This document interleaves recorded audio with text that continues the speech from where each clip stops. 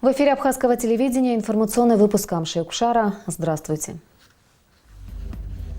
Сегодня в выпуске удалось достичь ярких результатов о работе казначейства на площадке Арс Мира. Как следствие утраты национальных основ воспитания, круглый стол о причинах суицидальных настроений прошел в Сухуми. Зачинатель абхазской научной фольклористики Шоте Салака исполнилось 85 лет. Перспективы дальнейшей работы и сотрудничества обсуждались сегодня на встрече министра внутренних дел Республики Абхазия Гари Аршба с сотрудниками совместного информационно-координационного центра МВД Абхазии и России. Об этом сообщается на официальном сайте МВД.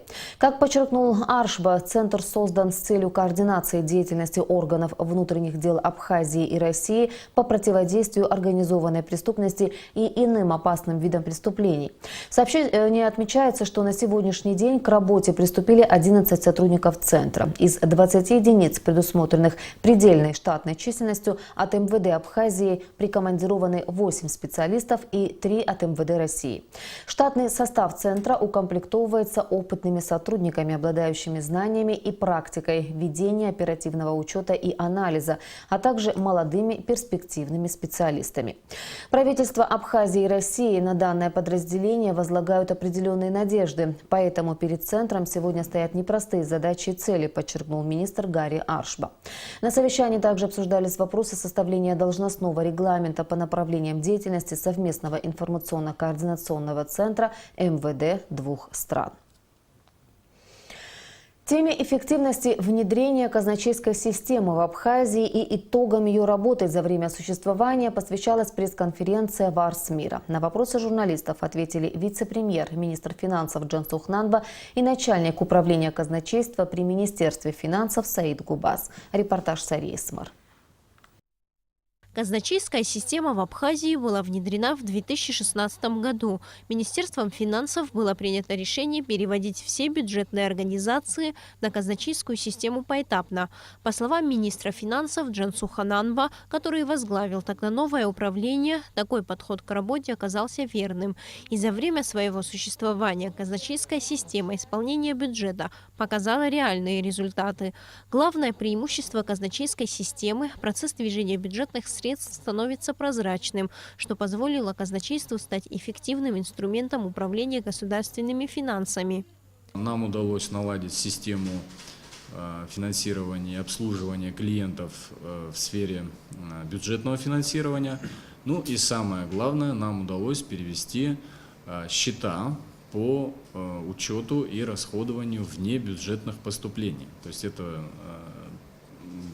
средства от приносящей доход деятельности.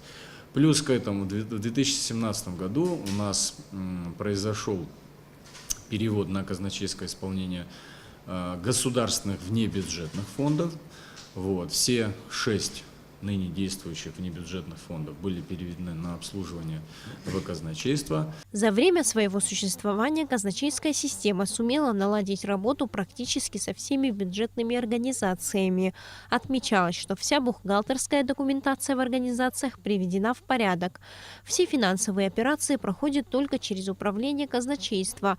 Выстроить работу подобным образом хоть и было нелегко, но оказалось возможным. Процесс реформирования он сопровождался проведением различных семинаров, совещаний с привлечением внешних экспертов, с привлечением наших российских коллег. То есть мы проводили лекции и на базе Абхазского государственного университета, и в стенах кабинета министров. И на сегодняшний день 95% бюджетных учреждений сдали балансы уже по-новому. То есть все это возможно. Безусловно, существует ряд вопросов в сфере автоматизации бюджетного учета, в сфере программного обеспечения. Безусловно, все эти информационные технологии, они являются помощниками, так скажем, в нашей работе. Но Мы-то к этому тоже идем. Начальник управления казначейства Саид Губаз рассказал, какие действия принимает казначейство в случае, если определенная организация подготовила документы неправильно. В случае поступления к нам платежных поручений, по которым у нас возникают какие-либо сомнения, проводим такой небольшой анализ сравнительный, оцениваем, насколько оправданы эти расходы, насколько они соответствуют ценам среднерыночным, которые сложились у нас на рынке.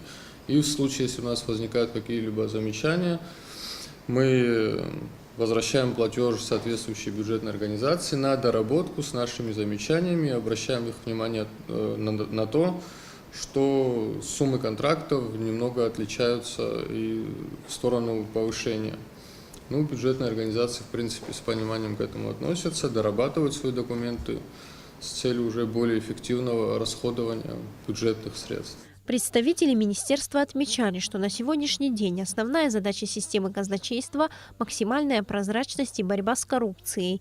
Именно над этим трудится весь коллектив управления. Планируется совсем скоро запустить сайт, где каждый желающий сможет ознакомиться с работой управления казначейства. Сария Смыр, Беслан Джинджолия, Абхазское телевидение. Круглый стол, посвященный теме суицида, прошел сегодня в Сухуме. Представители духовенства Абхазии, депутаты парламента, общественные деятели и психологи обсудили ставшую особенно актуальной в последнее время проблему. Тема самоубийств еще несколько десятилетий назад не была широко обсуждаемой в обществе, но эта проблема существовала во все времена и у всех народностей. Сегодня феномен суицида является одной из злободневных тем во всех странах мира. К сожалению, Абхазия не исключение. Архимандрит Дорофет Бар подробно рассказал о существующих классификациях суицидальных действий. В этом вопросе позиция церкви неизменна. Самоубийство считается смертным грехом. Западный учитель церкви Блаженный Августин сказал: убивающий себя убивает человека, то есть самоубийца приравнивался к убийце. В Восточной церкви самоубийство осуждалось еще строже. Согласно 14-му правилу Александрийского патриарха Тимофея, самоубийца лишался отпевания и церковного погребения. Кстати сказать, и в абхазской традиции не приходили на оплакивание самоубийц и не хоронили в родовых кладбищах, что мы сегодня с вами практически перестали это делать. Не потому, что мы кого-то ненавидим, да, а потому, что мы снова не хотим осознавать свою проблему и хотим украсить даже такой трагический случай, как самоубийство. Психологи говорят, что чаще всего жертвами самоубийств становятся люди подросткового и молодого возраста от 15 до 25 лет. Второй пик приходится на зрелый возраст, период от 40 до 60 лет. Также высокая смертность по причине суицида зафиксирована среди людей преклонного возраста, старше 70 лет. По мнению участников круглого стола, увеличение количества людей, склонных к самоубийству, обусловлено многими факторами. Проблема суицида, она носит такой комплексный характер. Это не только проблема педагогическая или психолого-психиатрическая. Проблемы связаны и с социально-экономическим статусом низким. Это проблемы связаны и с бесконечным множеством трагедий, с которыми мы сталкиваемся практически каждый день. Это ощущение безопасности у людей, это наркомания, алкоголизм, как бы мы от него не отнекивались. Это эпидемия онкологических заболеваний, это недостаточная работа многих структур, это, возможно, даже отсутствие каких-то необходимых структур. Данные прокуратуры неутешительные. В нашей стране за последние 10 лет было более 836 случаев суицида и попыток суицида. Реально эти попытки унесли жизни 327 человек. Что касается оставшихся случаев, то причины попыток самоубийства здесь разные. В основном пытаются покончить с собой люди с неустойчивой психикой, считает Адам Уртарба.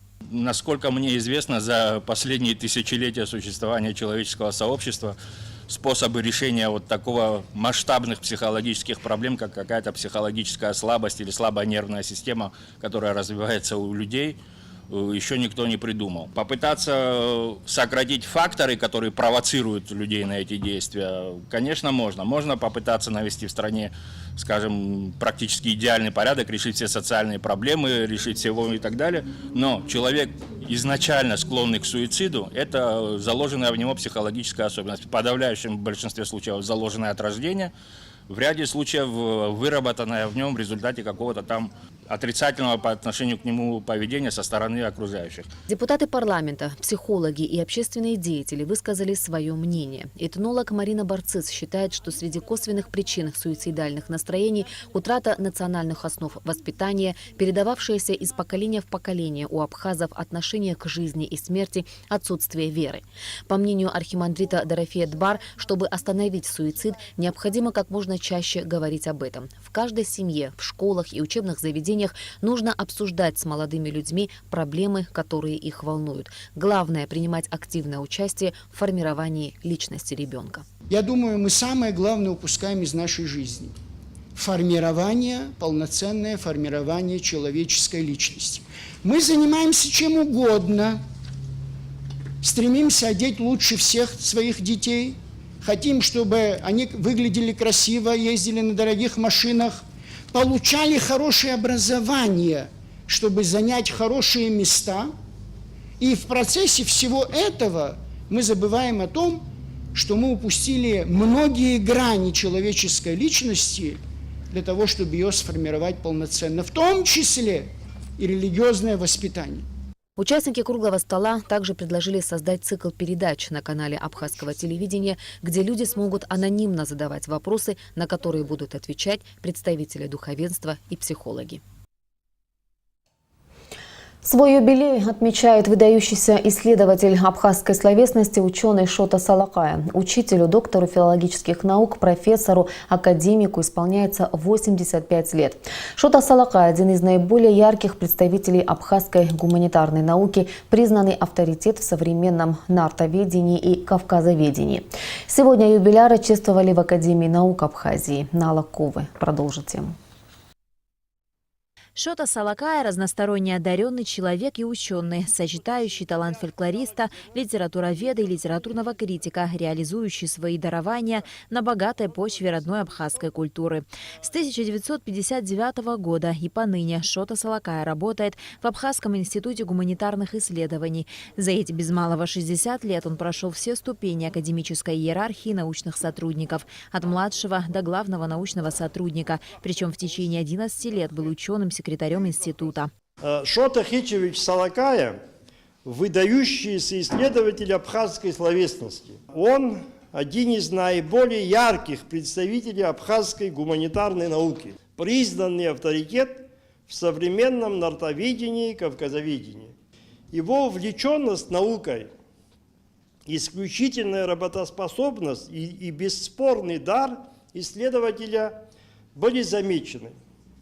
За отличную учебу и активную общественную и творческую деятельность ему была назначена Ленинская стипендия. Параллельно с начала 1960-х годов Салакай работает также в Сухумском пединституте, ныне Абхазском госуниверситете. Являясь профессором кафедры абхазской литературы, он ведет общие и специальные курсы по абхазскому фольклору и литературе, а также литературе народов Северного Кавказа. Шота Салакай читал лекции за пределами Абхазии, в частности, в литературном институте имени Горького в Москве.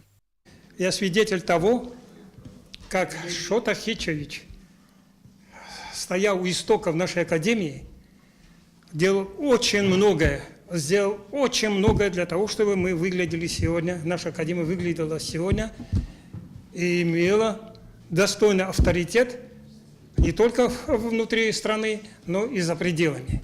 Шота Хичевич, здесь Зураб Джотович сказал, был практически автор первого устава Академии наук Абхазии. Шота Салакай внес неоценимый вклад в становление и развитие Академии наук Абхазии, в определении ее структуры, отделений, формировании аппарата президиума, принимал участие в разработке первого устава Академии наук Абхазии и ее основополагающих нормативно-правовых документов. Шота Салакай – член Ассоциации писателей Абхазии, Союза писателей России, Союза журналистов Абхазии и Международной конфедерации журналистов.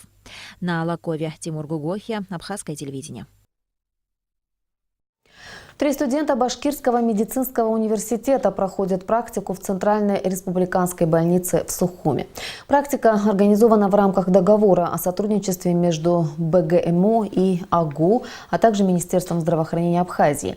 Студенты посещают операции, участвуют в диагностике. Причем полученные знания студенты-медики уже успели применить на практике. Недавно во время отдыха на берегу озера Рица уфимские стажеры оказали помощь потерявшей сознание женщине. В рамках того же договора в сентябре этого года запланирована поездка 2 абхазских врачей отделения эндоскопической и мини-инвазивной хирургии на стажировку в Уфу. Об этом сообщает Апснапресс. И о погоде. По сообщению Гидрометцентра, завтра в Абхазии ожидается переменная облачность, преимущественно без осадков. Температура воздуха ночью плюс 18-23, днем 28-33 градуса. Температура морской воды плюс 27 градусов.